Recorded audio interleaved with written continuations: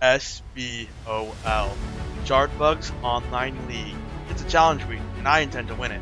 By winning, I'm in getting at least top 4. And this deck is a deck which I hope will help launch me to victory.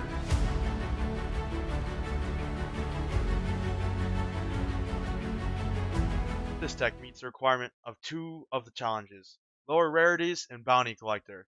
It's spearheaded by a solar avatar of brilliance. This deck wants to do a couple of things. Firstly, and maybe most importantly, this deck wants to generate a ton of bounty tokens, which allows us to supercharge our Bug's devotion. Prime cards being Greedy Ducky, Gilded Century Ants, Solemn Strategist, and Candy Striped Knight. Generate token ants, or allow us to bring out more key cards faster. Secondly, it wants to play a lot of ants. That way we can get a ton of cheap blockers, which will be buffed by Tall Grass, but even better will help increase our Gilded Century Ants defense, which in turn can be used to block some of the big scary attackers out there, or devote and take tons of dust for our opponents to remove. Lastly, this deck does not want to attack, but block, so none of our cards have focus, allowing our cards with bounty to get the matchups they want to kill an enemy, generate a bounty token, and live. But now, the actual deck itself.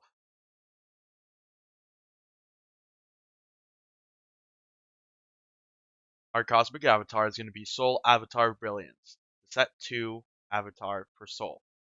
For 1, Solar Dust, we can exhaust a target ready non-token bug on our field and put +1 devotion value counter on it.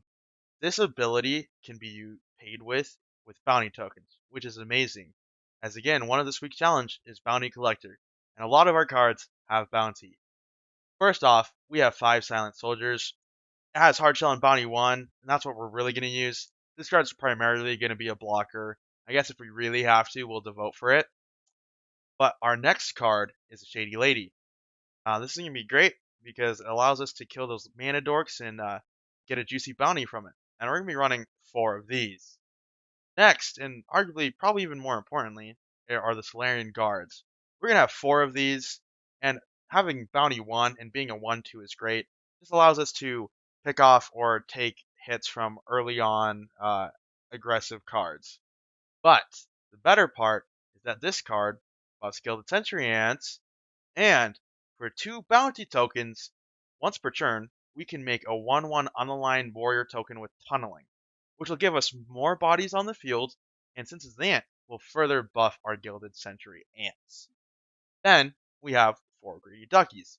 My plan is to mainly have them in a hive, and if we really get desperate, we can put them out, and then we can make them a 3 devotion piece for a bounty and Soul's Avatar ability. And this wouldn't be an ant deck without Antonio the Exiled himself. We are running 4 copies of him. He's a very flexible card. We really don't care about losing him too much, unless we are running low on our ants for our Gilded Century Ant combo. But being able to draw a card or get 2 devotion when he dies is great. It helps us to get more value through blocking devotion damage and or killing a bug in the process, allowing us to stay on the field longer. Next, we have Candy Striped Knight. This is kind of an essential card to the deck. As for 1 Solar Dust, we essentially get a 3 defense blocker with 2 devotion, which will be great to help us score and deter early game aggression. And we can pair it with Soul's Avatar ability to get this guy to a 3 devotion piece if we need it.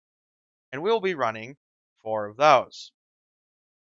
This is a really big engine card in our deck, is the Gilded Century Ants. This is going to be our primary target for adding devotion counters, only once they get to at least 4 defense. That's a big if. My opponent's able to get rid of ants on my field fast, or I just don't get this card when I need it, then we're going to have to step to plan B, which is pray and hope that we win. And this is going to be great as it's a 2 devotion and it buffs the other ants, and as you can see, this is a pretty big ant deck. Our next card, the Solemn Strategist, is going to be essential to us for getting bounty tokens, and it is very versatile, as it's a big blocker and a high devoter that can get even bigger if we use Soul's ability on it. And we're running 4 of these. So bounty plus a big body plus good devotion, that's great. And then also, since we can splat bounty tokens, we can get this card out even faster and for even cheaper. Our next card is 4 times the copy of Battle Strategist. This is, again, it's just a 2-drop. It's a cheap card, but it's nice because it gives us 1 devotion when played, We'll mainly use it to block or devote if we have to, as it will essentially be a 2/3 blocker, and it just gives us a little defense here and there.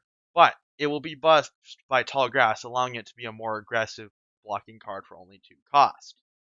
Um, Next, we have even more ants. We're running 5 gold field ants. This is very self-explanatory.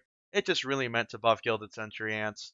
But it's nice because we technically get 2 ants for the price of 1, as when this bug is flat, we get to make a warrior ant token. And it's just there to block and to buff our Gilded Century ants. Nextly, we have even more ants. This time, the Dynamic Duo. They are literally just here to fuel the Century ants.